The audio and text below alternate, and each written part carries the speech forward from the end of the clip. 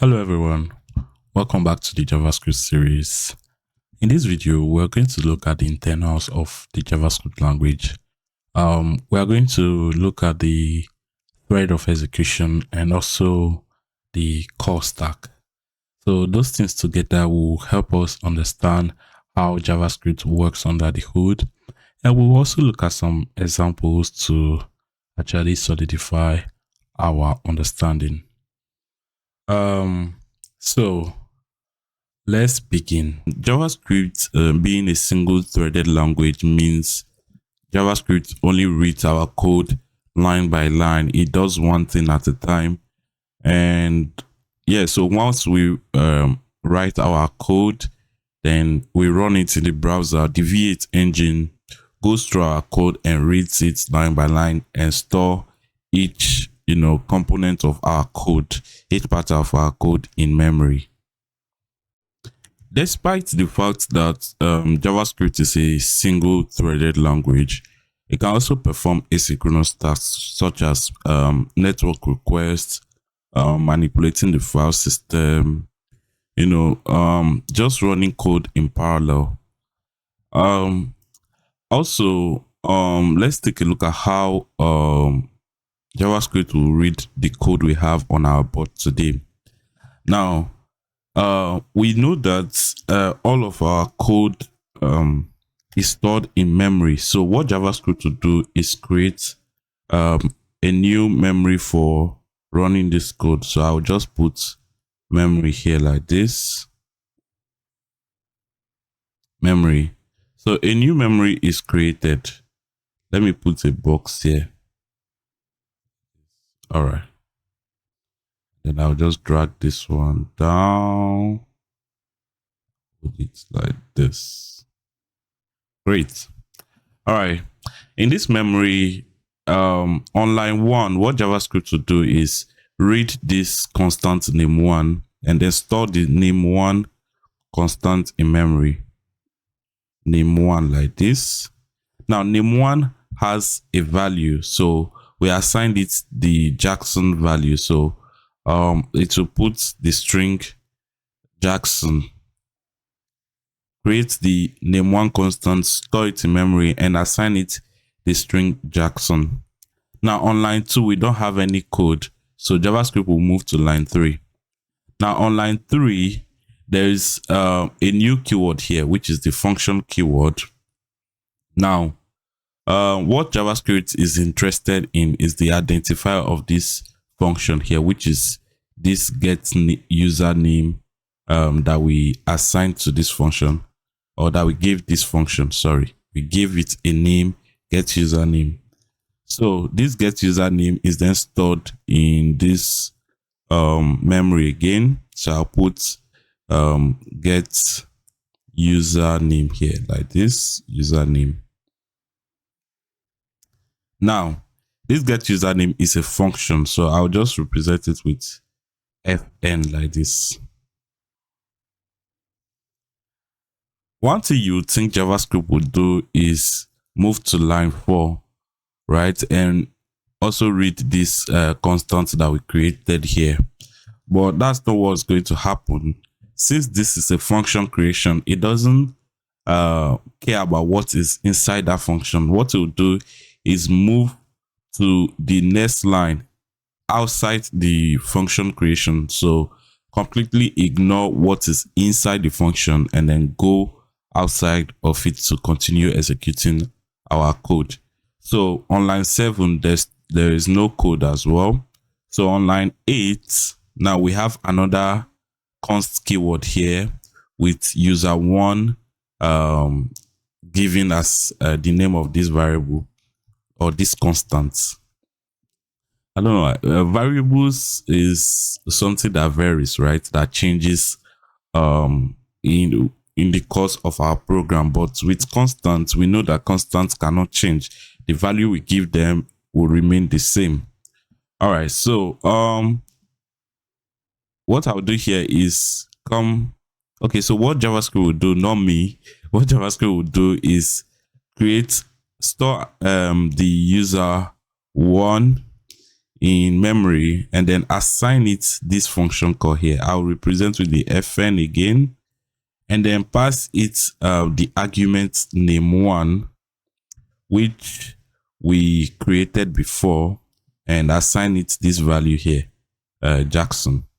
Now, when there's a function call in JavaScript, something special happens.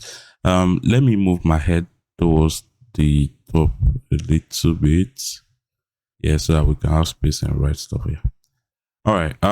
So function call will lead to opening something new, which you call the execution context.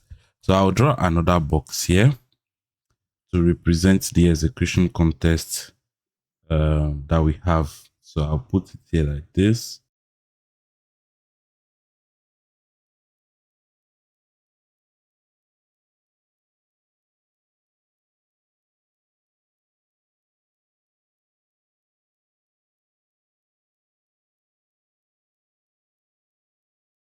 Now, this execution context here, let me put it, execution context is like a local memory to this function that we created here. This function, this get username function here. So I'll just put it is equal to local memory. Local memory. All right. So like we did before, where we started demonstrating how JavaScript stores each variable in a bigger memory, same thing will happen when there is a function call. So the execution context gets opened, and the JavaScript begins to store stuff that this function contains in this local memory here, which is the execution context. Now, first of all, what JavaScript will do is first read this parameter that we pass in the function. So when we create a function and pass in a variable within the parentheses, it is called the parameter.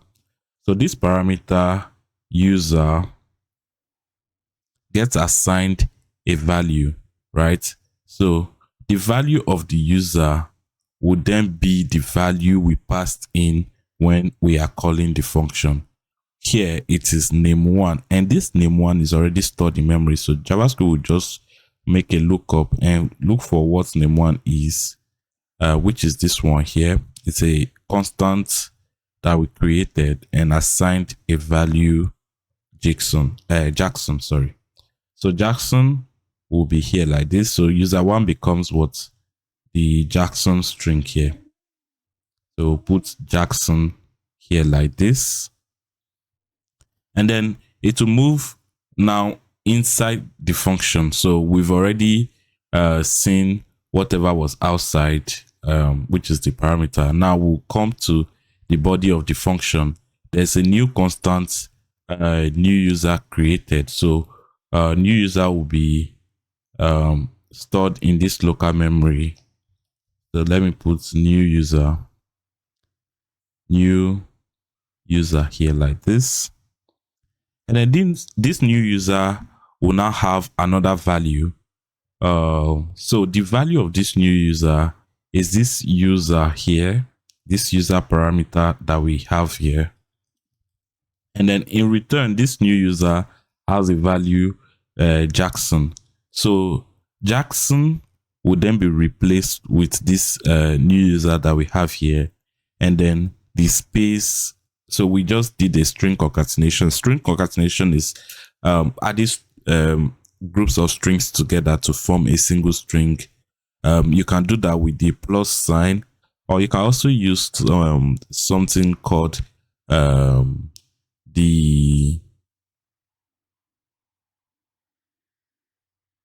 you can also use something called string literals. So we'll look at that later on when we cover strings and string methods.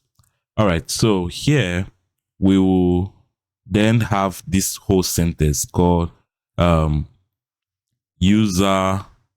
okay, Jackson, sorry, Jackson, then space is a new user, like this. Let me just leave this sentence. You get the idea.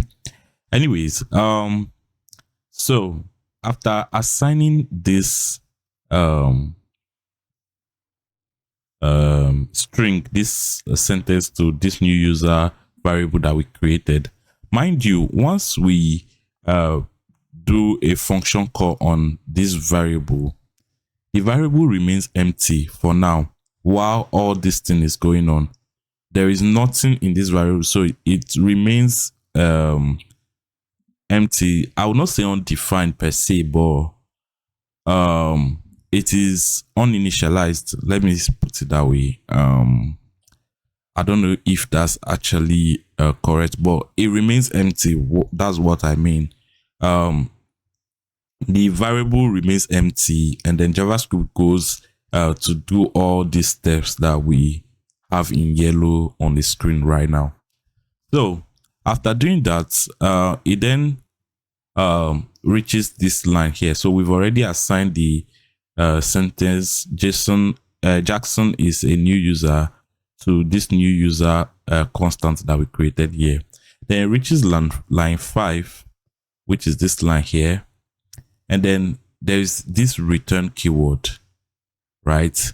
Now, this return keyword is what would then give, it will push out the value that we have in this function here, this new user. It will push out that value into this variable here, this new user one variable that we have here. Now, remember, variables are like box that contain stuff, right? So right now it is empty. The JavaScript goes and perform all these steps and then pushes out this value, this new user value, into this variable here. So with the return keyword. So the return keyword helps push out the value, the new user value, into this function here. All right. So user one will now have the value of this new user constant here, which is Jackson is a new user. This Jackson is a new user phrase here, right?